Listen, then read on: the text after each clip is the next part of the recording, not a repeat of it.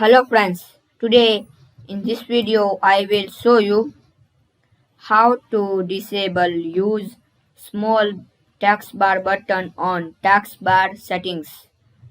Firstly you need to search settings.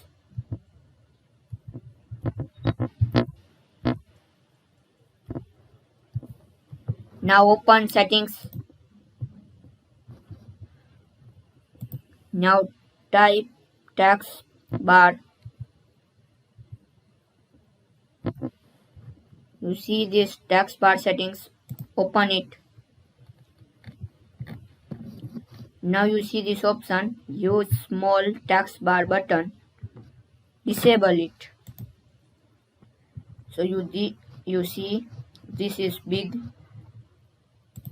now it is small and big. So this way we can how to disable use small taskbar button on taskbar settings. Thanks for watching. Please like, share, subscribe my channel. Please comment this video work for you or not.